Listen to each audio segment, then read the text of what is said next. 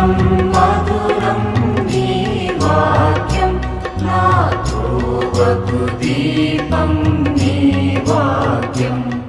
యేసు నామంలో మీకు శుభములు సమృద్ధిగా కలుగును గాక. మధురం నీ వాక్యం అనే కార్యక్రమానికి స్వాగతం. ఈరోజు మనం క్రీస్తు సంఘపు తండ్రులు అనే అంశం 16వ భాగం ధ్యానించుకుందామండి. మధురం మధురం నీ వాక్యం నా త్రోవకు దీపం నీ వాక్యం. ఈరోజు పునీత అగస్టిన్ గారు, ఆయనను గురించే ధ్యానించుకుందాము. రెండో భాగం. నిన్న మనము అగస్టిన్ గారు మరి మారు మనసు పొంది బాప్తిస్మం తీసుకొని నూతన సృష్టిగా మారడము, తర్వాత వాళ్ళు రోమ్ నుంచి సంతోషంగా తిరిగి వస్తుంటారు. ఒక పడవలో మార్గ మధ్యంలో వాళ్ళ తల్లిగారు మోనికా తల్లిగారు మరణిస్తారు. కొడుకు ఒడిలో తల పెట్టుకొని, అప్పుడు ఆయన వాళ్ళ మమ్మీని సమాధి చేస్తాడు కన్నీటితో. ఆ తల్లిని గురించి దేవునికి వందనాలు చెప్తాడనమాట. ప్రభా, ఇంత మంచి తల్లిని నువ్వు నాకు ఇచ్చావు, ఇంత అమృతమూర్తిని కనుక నీవు ఉన్నావని నేను నమ్ముతున్నాను అని అంటాడు. ఇంకా చాలా చెప్తాడండి వాళ్ళమ్మ గురించి. మా అమ్మ తన చూపులతో, తన ప్రవర్తనతో, ప్రతి విషయం, తన మాటలు క్రియల ద్వారా మా హృదయాల్ని దేవుని తట్టు తిప్పి దేవునితో కనెక్ట్ చేసింది. అలా పిల్లలకి దైవభీతిని బోధించిందంట. ఒక కొడుకు తన తల్లిని గురించి రాసింది. మన పిల్లలు మన గురించి అలా చెప్పాలండి. ఎప్పుడు చూసినా మా అమ్మ కన్నీటితో రాత్రులంతా మోకరించి ప్రార్థించేది, మా నాన్న కొరకు, మా కొరకు అని. నా తల్లి ప్రేమకు, ఆమె ఉన్నతాశయములకు నేను సదా రుణపడి ఉంటాను అని ఆయన రాసిన పుస్తకంలో, కన్ఫెషన్స్ అనే పుస్తకంలో రాస్తాడండి. ఇంకా అదంతా కూడా ఆ కన్ఫెషన్స్ అనే బుక్లో తన ఆటోబయోగ్రఫీ అన్నమాట, ఆత్మకథ అంటారు కదా. అదంతా ఫుల్ ఆఫ్ రిపెంటెన్స్. ఎంత అంటే, ఎంత పాపినైనా నాకు ఇంత కరుణ ఎట్లా చూపించారు దేవుడు అని రాస్తాడనమాట. పౌలు కూడా రాస్తాడు కదండి తిమోతికి లేఖ రాసినప్పుడు. 1 తిమోతి 1వ అధ్యాయంలో 13 నుంచి 16 వరకు చదివితే, నేను పాపాత్ములలో ప్రథముడను, అపోస్తులను పిలిపించుకోవడానికి నాకు అర్హత లేదు. ఇంత పాపినైన నన్ను ఆయన కరుణించాడు. క్రైస్తవుని హింసించాను కనుక అపోస్తులను అని పిలిపించుకోవడానికి నాకు అర్హత లేదు. కానీ నేను తెలియక చేశానని తన మహాకృపని బట్టి ఆయన నన్ను మన్నించి తన సేవలో నన్ను నియమించి నన్ను అభిషేకించి వాడుకుంటూ ఉన్నాడు. నా ద్వారా ఆయన ఏం చెప్తున్నాడంటే, పాపాత్ములందరినీ ఈయన ఇంతగా కరుణిస్తాడు, ఇంత కరుణిస్తాడు. పాపాత్ములని, తప్పిపోయిన దాన్ని వెదకి రక్షించడానికి వచ్చాడు అని ప్రభు చెప్పారు అని పౌలు కూడా తన పాత జీవితాన్ని జ్ఞాపకం చేసుకొని, నేను ఎట్లా హింసించాను క్రైస్తవుల్ని, స్టీఫెన్ని చంపిస్తాడు, అయినా కూడా ఇంత కృప ఎట్లా ప్రభు నా మీద చూపిస్తున్నారు. అదే పునీత అగస్టిన్ గారు కూడా అదే రాస్తారండి ఆయన పుస్తకంలో. నేను ఎంత చీకటి, ఎంత పాపంలో ఉన్నాను, మరి నాకు ఇంత కృప ప్రభు నాకు ఎలా ఇచ్చారు అని దేవుని యొక్క కృప, యేసు ప్రభు యొక్క కృపని గురించి రాస్తాడండి. నిజంగా ప్రభు యొక్క కృపని అనుభవించిన వాళ్ళు జీవితాంతము కూడా ఆయనకి సేవ చేస్తారు. నా కొరకు ప్రాణత్యాగం చేసిన నా క్రీస్తు కొరకు నేను జీవిస్తున్నాను అంటాడు పౌలు కదా, గలతీ 2:20లో. అయితే ఇప్పుడు అగస్టిన్ గారు వాళ్ళ అమ్మని సమాధి చేసిన తర్వాత తిరిగి తన పట్టణానికి తన పుట్టిన పట్టణానికి తగస్తే పట్టణానికి తిరిగి వస్తాడనమాట. వచ్చిన తర్వాత ఏం జరుగుతుందంటే, ఆ లోపల తన ప్రేయసి పెళ్ళి చేసుకోలేదు కదండి, ఆమె వెళ్ళిపోతుంది. అయితే ఆ పరిశుద్ధమైన వాతావరణం, దేవుని సన్నిధి ఉన్న చోట అన్నమాట. ఎంతో ప్రేమిస్తుంది మోనిక తనని. నేను కొన్నిసార్లు అనుకుంటాను, ప్రభా అట్లా ప్రేమించాలంటే మీ ప్రేమనే మాకు ఇవ్వాలి, కానీ ఈ శరీరం మాత్రం ప్రేమించడం చాలా కష్టం. ఆ పరిశుద్ధమైన వాతావరణంలో ఆమె ఉండలేక వెళ్ళిపోతుందంట. తర్వాత ఆమె కూడా ఒక మఠంలో చేరి దైవజనరాలైంది అని పునీతుల బుక్లో రాయబడిందండి. అయితే అగస్టిన్ ఇంటికి వచ్చిన తర్వాత తన కుమారుడు, ఆ కుమారుని పేరు దైవ వరప్రసాదం అని పేరు పెట్టుకుంటాడండి. 17 సంవత్సరాల అబ్బాయి చనిపోతాడు, అకస్మాత్తుగా చనిపోతాడు. ఆ బాధ, అక్కడ తల్లిని సమాధి చేసి వచ్చాడు. అమ్మ ఇప్పుడు జ్ఞాపకం వస్తుంది. అమ్మ ఉన్నప్పుడు అమ్మ విలువ తెలియలేదు. అమ్మకి చెప్పకుండా అమ్మ నుంచి దూరంగా పారిపోవాలని రోమ్కి వెళ్తాడు. ఏం ప్రార్థనలు, తలనొప్పి అని. ఇప్పుడేమో అమ్మ కావాలంటే అమ్మ లేదు, అన్నీ జ్ఞాపకం వస్తాయి. అమ్మ ఎలా మాట్లాడేది, అమ్మ ఎలా తినిపించేది. ఇంకా ఇప్పుడు కొడుకు అకస్మాత్తుగా మరణిస్తాడు. ఆ వైరాగ్యాన్ని తట్టుకోలేకపోతాడు. ఇంకా ఎంత వైరాగ్యం వచ్చేస్తుందంటే దేవుని యొక్క ఆత్మ అతన్ని ఇంకా ఈ లోకం నుంచి అన్ని విషయాల్లో డిటాచ్మెంట్ అన్నమాట. సర్వసంగ పరిత్యాగి అంటారు చూడండి, లూకా 14:33లో ప్రభు చెప్తారు, ఒకడు తన సమస్తమును త్యజించిననే తప్ప నా శిష్యుడు కానేరడు. అంత వైరాగ్యం, detachment, internal detachment from the worldly things is what is called repentance. అంత వైరాగ్యం వస్తుంది. ఇంకా ఒకటే ప్రార్థన చేయడం. ఒక సన్యాసిలాగా మారిపోతాడు. ఇంకా సన్యాసులు అంటే వాళ్ళు అప్పటికే గుహల్లో, మరి కొండ గుహల్లో నివసిస్తారు కదండి, అడవుల్లో. అలా 1 సంవత్సరం రోజులు అన్నమాట. ఇంకా ప్రార్థన, ఉపవాసము, బైబిల్ పఠనం అన్నమాట. వాళ్ళకి ఉపవాస ప్రార్థన అంటే ఒక్కరుగా గుహలో ఉండి దేవుని యొక్క వాక్యం ధ్యానించుకుంటూ ఉంటారనమాట. కఠోరంగా శరీరాన్ని అట్లా నలగొట్టుకుంటాడనమాట. మనం జెరోమ్ గారి గురించి కూడా అనుకున్నాం కదండి. వీళ్ళిద్దరూ ఫ్రెండ్స్ అవుతారండి. దేవుడు ఎట్లా కలుపుతారు చూడండి. ఆయన కూడా అంతే. ఆయన జీవించిన 79 యాక్చువల్లీ జెరోమ్ గారు 40 years ఆయన శరీరాన్ని నల్లగొట్టుకుంటాడు. బైబిల్ గ్రంథం చదువుతూ కొంచెమే తినడం. వాళ్ళు తినడం అంటే ఒక రొట్టె దినంలో తింటే చాలా ఎక్కువ అన్నమాట.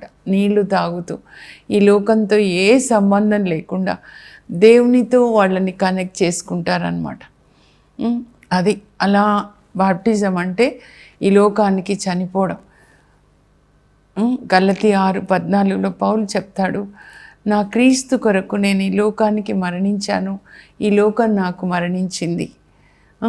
ఈ లోకంలో దేన్ని ప్రేమించకుండా ఉండడం అన్నమాట. 1 సంవత్సరం అట్లా కఠినమైన తపస్సు అంటారనమాట. ప్రార్థన, బైబిల్ రీడింగ్, ఉపవాసం, శరీరాన్ని నలగొట్టుకుంటూ ఇంకా పశ్చాత్తాపడి తన పాపాలన్నీ యేసు ప్రభు సన్నిధిలో ఒప్పుకుంటాడు. కల్వరి దర్శనాన్ని తన ముందు పెట్టుకొని, నీ రక్తంలో నన్ను కడిగయ్యా, ఎలాంటి పాపాలు చేశాను, సైతాను దేవుడని. అలాగే ఇంకొక అమ్మాయితో ఉన్నాను, ఎన్ని పాపాలు, అమ్మని ఎంత బాధ పెట్టాను ప్రభా, నేను నిన్నెంత గాయపరిచాను, నీ శరీరాన్ని నా పాపం ద్వారా. పశ్చాత్తాప ప్రార్థన చేస్తాడు, నన్ను మన్నించు ప్రభా, ఎంత పాపే అని. ఆ 1 year అట్లా ప్రార్థన చేసి అక్కడే ఇంకా ఆ తగస్టేలోనే ఒక మఠాన్ని స్థాపిస్తాడు. తనలాగా ప్రార్థన, 3 విషయాలన్నమాట. ప్రార్థన, ఉపవాసము, బైబిల్ గ్రంథ పఠనము. ముందుగా పవర్టీ అన్నమాట, అంటే దారిద్ర్యం. యేసు ప్రభులాగా ఈ లోక సుఖాలు ఉండకూడదు. అలా మఠంలో రూల్స్ పెడతాడనమాట. Poverty, prayer and also Bible reading అనమాట. సో చాలామంది ఆ మఠంలో చేరుతారు. తనతో పాటు అందరూ ఆ బైబిల్ గ్రంథ రీడింగ్లో పెరుగుతూ శరీరాన్ని ఇంకా వాళ్ళు సిలువ వేసుకుంటున్నారు. ఈ లోక ఆశలు ఏమీ లేవు. దినంలో తింటే ఒక రొట్టె తింటారనమాట, 2 అంగీలు ఉంటాయి, ఒక బైబిల్ ఉంటుంది. అలా అన్నమాట. చాలామంది ఆకర్షించబడి ఇంకా ఆ విధంగా ఆత్మలో ఎదుగుతూ ఉంటారు. అప్పుడు స్త్రీలకి కూడా ఇంకొక మఠాన్ని స్థాపిస్తాడు. ఆ మఠానికి తన చెల్లి ఉంది కదా, పర్పెచువల్, ఆ అమ్మాయిని మదర్గా అపాయింట్ చేస్తాడనమాట. తర్వాత 3 సంవత్సరాలు దేవుని యొక్క ప్రేరణని బట్టి సెమినరీలో చేరుతాడనమాట. అంటే ఆ రోజుల్లో 3 సంవత్సరాలు కావచ్చు. తర్వాత తన 37 సంవత్సరాల వయసులో 391లో ఆయన గురువుగా అభిషేకించబడతారు. బిషప్ వలేరియన్ గారి బిషప్ తండ్రి గారి చేతుల మీదుగా, వలేరియన్ బిషప్ గారి చేతుల మీదుగా మరి ఫాదర్గా అభిషేకించబడతాడు. అప్పటికే మరి బైబిల్ని చదివి ధ్యానించుకొని పాటిస్తూ బైబిల్లో జీసస్ చెప్పినట్లుగా జీసస్ ఎలా జీవించారు, గాస్పల్ పవర్టీ అంటారని, యేసు ప్రభులాగా ఇంకా ఆయన ఎంత పరిశుద్ధపరచబడతాడు. ప్రేమ అంటే ఆయన సువార్త ప్రేమతో బోధిస్తుంటే అనేక వేల మంది రక్షణలోకి వచ్చారంటండి. అది చూసి వలేరియన్ బిషప్ గారు ఈయనని మరి తన అసిస్టెంట్ బిషప్గా ప్రమోట్ చేసుకుంటారంట. తనకు అన్ని విషయాలు, అసిస్టెంట్ బిషప్ అంటే బిషప్ రాలేని సమయంలో అసిస్టెంట్ బిషప్ గారు అనమాట. 4 సంవత్సరాలకే, అంటే తనకి 41 సంవత్సరాల వయసులో అనమాట. ఇంకా ఆయన ప్రసంగాల ద్వారా అగ్నిని రగిల్చేవాళ్ళు. ప్రజల్లోనే కాదండి, ఫాదర్లు, కన్యాస్త్రీలు, మనందరం యేసుప్రభు యొక్క శిష్యులం కనుక ఆయన లక్షణాలు మనం కలిగి ఉండాలి. Learn from me, I'm simple and humble అని చెప్పారు. సో మనం కూడా సింపుల్గా ఉండాలి. యేసుక్రీస్తు ఒక వడ్రంగి కుమారుడుగా ఆయన పేదరికంలో పెరిగాడు, మరి పేదగానే జీవించాడు. మనం కూడా అలా జీవించాలి. ఆయన దేవుని చిత్తం చేశాడు, మనం కూడా చేయాలి. ఆయన కరుణ కలిగి ఉన్నాడు, మనం కూడా అలా ఉండాలి అని బోధించేవాళ్ళు అనమాట. తర్వాత బిషప్ తండ్రి గారు మరణించిన తర్వాత మరి ఈయననే బిషప్గా చేస్తారండి. ఆ పీఠం పేరేంటంటే హిప్పో అనమాట. సో ఇంకా అగస్టిన్ గారిని బిషప్ ఆఫ్ హిప్పో అంటారు. ఉత్తర ఆఫ్రికాలో ఈయన ఆ టగస్టే అదంతా కూడా హిప్పో అని అంటారనమాట ఆ స్థలాన్ని. సో హిప్పోకి ఆయన బిషప్గా 34 సంవత్సరాలు పనిచేస్తారండి. ఈ 34 సంవత్సరాలు బిషప్గా ఉండి ఇంకా మొత్తం అంతా నార్త్ ఆఫ్రికా అంతా అగ్నితో రగిలిస్తారంట. ఒక్కొక్క చోట చర్చెస్ కట్టించేసి, తర్వాత హాస్పిటల్స్ కట్టించేసి, మరి మఠాలు కట్టించి మఠవాసులకి కన్యాస్త్రీలు లేకపోతే గురువులు ఒక క్రమశిక్షణలో తీసుకొని వస్తారంట.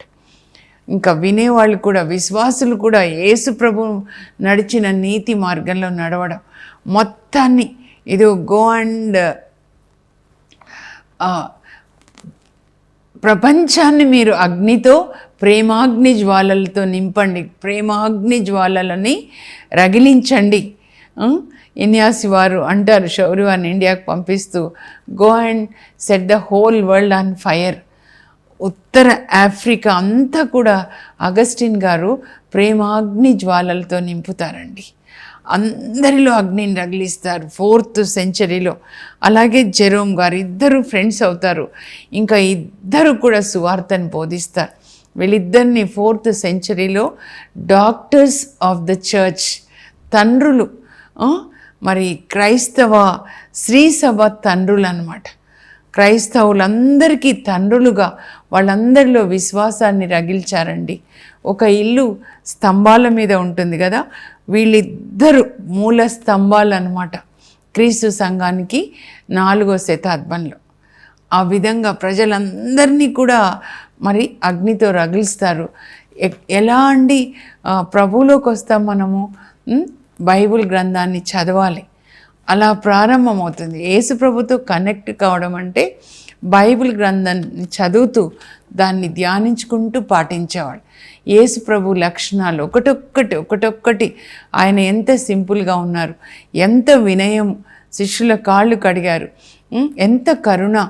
వ్యభిచారంలో పట్టుబడిన స్త్రీని ఆయన క్షమించారు. 5,000 మందికి ఆహారం ఇచ్చారు. 4,000 మందికి ఆహారం ఇచ్చారు. సిలువ వేసిన వాళ్ళని క్షమించారు.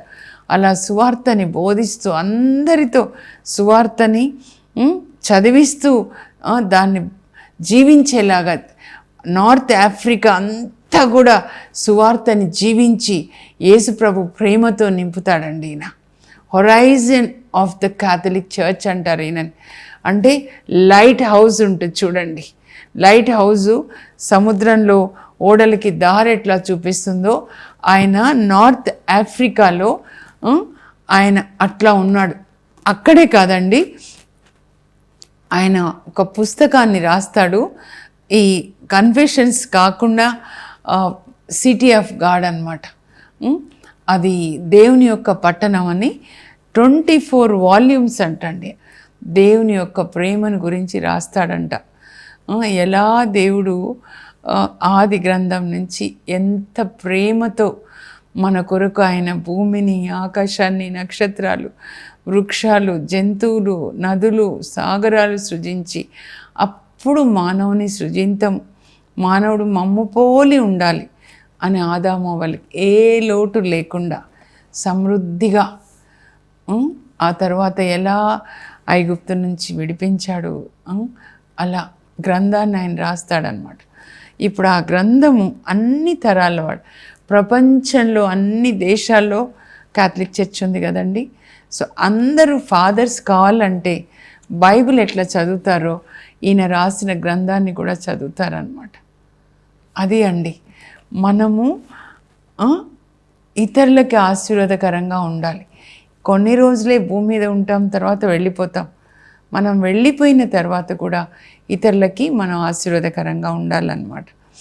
ఇంకా ఆయన బోధించేటప్పుడు ఎంత ప్రేమగా చెప్తారంటే, నేను ఒక్కడిని పరలోకానికి వెళ్ళడము నాకు ఇష్టం లేదు, మనందరం కలిసి వెళ్ళాలి. యేసుప్రభు ద్రాక్షవల్లి, మనందరం కూడా కొమ్మలు అన్నమాట. అన్ని కొమ్మలు అంటు కట్టుకొని యేసుప్రభుతో ఆయన ప్రేమను పొందాలి. పరలోకానికి వెళ్ళినప్పుడు కూడా అందరం కలిసి వెళ్ళాలి. నేను ఒక్కడినే వెళ్ళడము నాకు ఇష్టం లేదు. నేను ఎలా యేసుప్రభుతో అంటు కట్టబడ్డానో మీరు కూడా అలాగే ఆయనతోటి అంటు కట్టబడాలి. అందరం కలిసి మనం జీవించాలి. ఇదే మనం అందరం కలిసి జీవిస్తూ యేసుప్రభు ప్రేమను ఒకరొకరు పంచుకుంటూ అలా మనం జీవించినట్లయితే అది నాకు ఆనందాన్ని ఇస్తుంది. నా ఆనందము మనందరం కలిసి ప్రేమగా జీవించాలి. అందరం కలిసే పరలోకానికి వెళ్ళాలి. ఆయన మనకు ఒక నూతన యెరూషలేము అనే ఒక విమానాన్ని పంపించినప్పుడు నేను ఒక్కడిని వెళ్ళడమా కాదు, ఒక్కరు కూడా విడిచిపెట్టబడకూడదు, అందరం వెళ్ళాలి అని ఒక్కొక్కరి గురించి శ్రద్ధ వహించి అందరినీ కూడా యేసుప్రభుతో కనెక్ట్ చేస్తాడంటండి. యేసుప్రభుతో కనెక్ట్ చేయడం అంటే జెరోమ్, అగస్టిన్ గారు ఇద్దరు ఏంటి బైబిల్ చదవాలి, దాన్ని పాటించాలి. అది కూడా ప్రేమగా అన్నమాట. అందరితో కలిసి భుజిస్తూ అందరితో కలిసి జీవిస్తూ ఎక్కడికి వెళ్ళినా కూడా అగస్టిన్ గారు అలా జీవించారండి. జీవించి నా పట్ల ఇంత కృప చూపించావు ప్రభువా అని ఎల్లప్పుడూ నేను నీకు సదా రుణపడి ఉంటాను అని దేవునికి ఎప్పుడు వందనాలు చెప్తూ అందరి హృదయాల్లో ఏం పోసాడంటే బైబిల్ వాక్యం కాదండి, యేసుప్రభు యొక్క ప్రేమను పోసాడు. అక్షరం చంపుతుంది కానీ ఆత్మ జీవాన్ని ఇస్తుంది. వాక్యంతో మనుషుల్ని చంపలేదు కానీ యేసుప్రభు ప్రేమతో అందరి హృదయాల్ని నింపి అందరం కలిసి పరలోకానికి మనం వెళ్ళాలి. అది ఆయన బోధించాడనమాట. ఆయనని కన్న తల్లి ఎంత గొప్పదో కదా. యేసుప్రభు సువార్తను బోధిస్తున్నప్పుడు అప్పుడు వింటున్న వాళ్ళలోంచి ఒక స్త్రీ లేచి నిలబడి, అయ్యా ఎంత మధురంగా బోధిస్తున్నావయ్యా, నిన్ను కన్న తల్లి, నిన్ను మోసిన గర్భం, ఏ తల్లి నిన్ను గర్భంలో మోసిందో, ఏ తల్లి నీకు పాలిచ్చి పెంచిందో ఆ తల్లి ధన్యురాలు. ఇప్పుడు ప్రభు అంటారమ్మా, దేవుని యొక్క వాక్యాన్ని ఆలకించి పాటించు వాళ్ళు మరింత ధన్యులు. అంటే మరియ తల్లి కూడా మరి దేవుని వాక్యాన్ని ఆమె ఆలకించారు, పాటించారు. ఆమె ప్రార్థన ఏంటి? ప్రభువా, మీ చిత్తమే నా జీవితంలో నెరవేరును గాక. అలాగే యేసు ప్రభు కూడా, తండ్రి మీ చిత్తమే నా జీవితంలో నెరవేరును గాక. దేవుని చిత్తమంతా ఈ బైబిల్ గ్రంథంలో ఉందండి. అందుకే దీన్ని చదువుకొని పాటించాలన్నమాట. పేతురుతో చెప్పారు కదా, యోహాన్ 21:15 3 సార్లు చెప్తారు, నువ్వు నన్ను ప్రేమిస్తున్నావు పేతురు అంటే, అవును ప్రభా నీకు తెలుసు నేను ప్రేమిస్తున్నావు అంటే, అయితే నా గొర్రెలు మేపు. మీరు యేసు ప్రభుని ప్రేమిస్తే అందరినీ వాక్యం అనే ఆహారంతో మరి వాళ్ళని పోషించాలన్నమాట. అది మీరు ఇంకొక 10 మందిని. అగస్టిన్ గారు ఏం చెప్తున్నారు? నేను చాలా పునీతుడని, నేను పరిశుద్ధుడిని, నేను ఒక్కడిని పరలోకానికి వెళ్తాను. అది కాదండి దేవుని హృదయం. అందరం పరలోకానికి వెళ్ళాలి. అందుకే ఇంత శ్రమ అన్నమాట ఈ దివ్యవాణి టీవీ ద్వారా. ఎవరు నశించిపోవుట దేవుని చిత్తం కాదు కనుక మీరు కూడా బైబిల్ గ్రంథాన్ని చదవండి, దాన్ని పాటించండి, పఠించండి, పాటించండి, ప్రకటించండి. మత్తయి సువార్త 5వ అధ్యాయం నుంచి చదువుకోండి. ఒక్కొక్కటి కుటుంబంగా రోజు ఒక అధ్యాయం దాన్ని పాటించండి. ముగించే ముందు ముఖ్య అంశాలు నేను ఒకసారి చదువుతాను, మీరు స్క్రీన్ మీద చూడండి, రాసుకొనండి. క్రీస్తు సంఘపు తండ్రులు 16వ భాగం. పునీత అగస్టిన్ జననము క్రీస్తు శకం 354లో ఉత్తర ఆఫ్రికాలోని తగస్టే అను పట్టణంలో. తల్లి పునీత మోనికా, తండ్రి పెట్రీషియస్.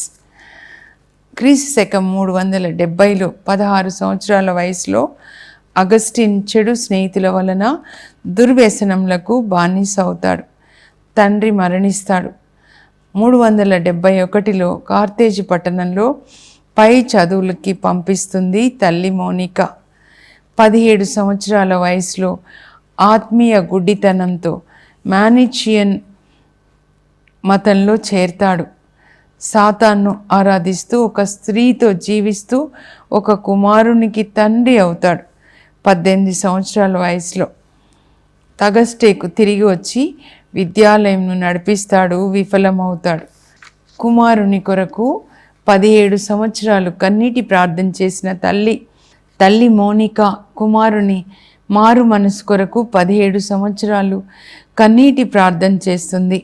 అగస్టిన్ క్రీస్తకం 383లో రోమ్కి వెళ్తాడు. 29 సంవత్సరాల వయసులో అచ్చట కూడా విద్యాలయంను నడిపి విఫలమవుతాడు. 386లో రోమ్ నుండి మిలన్ నగరం వెళ్తాడు. మోనికా కుమారుణ్ణి వెదకుచూ మిలన్ వెళ్ళి అగస్టిన్ని కలుసుకుంటుంది. నాపై ఉన్న ప్రేమతోనే అమ్మ నన్ను వెంబడించింది అని అగస్టిన్ సాక్ష్యములు అను పుస్తకంలో రాస్తాడు. అక్కడే బిషప్ ఆంబ్రోస్ గారితో పరిచయం అవుతుంది.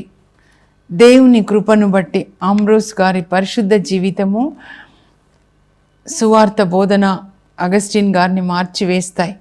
బైబిల్ గ్రంథాన్ని చదవడం ప్రారంభిస్తాడు.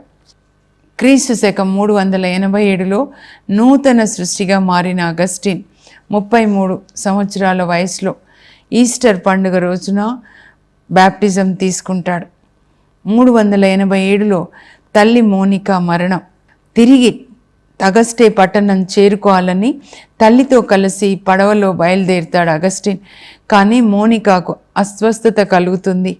కుమారుని ఒడిలో తలదాల్చి కన్నీరు కారుస్తూ కుమారునితో, నాయనా నేను ఒక మంచి క్రైస్తవునిగా చూడాలని ఆ దేవుని ప్రార్థించాను. నేను అడిగిన దానికంటే ప్రభు ఎక్కువే చేశారు. ప్రభు కొరకు నీవు ఈ లోకంను త్యజించేలాగా చేశారు. ఆ దేవునికి స్తోత్రం. నన్ను ఎక్కడ సమాధి చేసినా పర్వాలేదు, కానీ దేవుని బలిపీఠం దగ్గర మాత్రం ప్రతిరోజు ఈ తల్లిని జ్ఞాపకం చేసుకో అంటూ మరణిస్తుంది. నా తల్లికి, ఆమె ప్రార్థనలకు, ఉన్నతాశయములకు నేను సర్వదా రుణపడి ఉంటాను అని రాసుకుంటారు అగస్టిన్ తిరిగి తగస్టేకు వచ్చిన తర్వాత కుమారుడు తన 17వ ఏట మరణిస్తాడు. దానితో అగస్టిన్కు విపరీతమైన వైరాగ్యం జనిస్తుంది. 1 సంవత్సరం పాటు కఠోర బ్రహ్మచర్యం పాటిస్తాడు.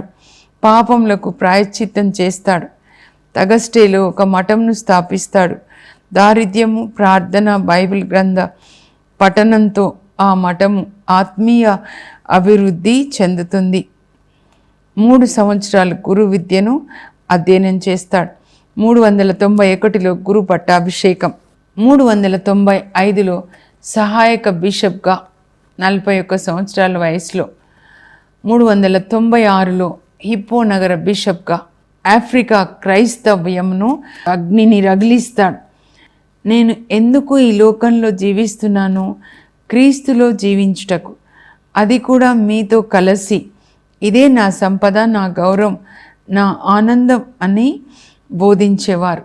మీరు లేకుండా నేను ఒక్కడిని రక్షించబడుట నాకు ఇష్టం లేదు అంటారు అగస్టిన్. సిటీ ఆఫ్ గాడ్, దేవుని పట్టణమాను పుస్తకంను రాస్తాడు. క్రీస్తు శకం 430లో ఆగస్ట్ 28న మహిమలోనికి ప్రవేశిస్తారు.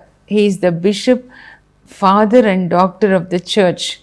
All glory to God. శ్రీసభ ఆగస్ట్ 28న అగస్టిన్ గారి పండుగను కొనియాడుతుంది. ఇప్పుడు ప్రార్థన చేసుకుందాం. పరలోకపు మా తండ్రి, మీ పరిశుద్ధ నామం నాకు స్తోత్రం కలుగును గాక. తండ్రి, మీరు మాకు ప్రసాదించిన మోనికా తల్లిని బట్టి, ఆమె కుమారుడు అగస్టిన్ గారిని బట్టి మీకు వందనాలు. అలా మా కుటుంబాలు కూడా ప్రతి తల్లి ప్రార్థించే తల్లిగా, ప్రతి కుమారుడు నీ మహిమ కోసం జీవించేటట్లు మమ్మల్ని అభిషేకించండి. యేసు నామంలో అడుగుచున్నాం తండ్రి, ఆమెన్. పునీత అగస్టిన్ గారు నడిచిన బాటలో నడిచే కృప దేవుడు మనందరికీ దయచేయును గాక. God bless you. Have a blessed day.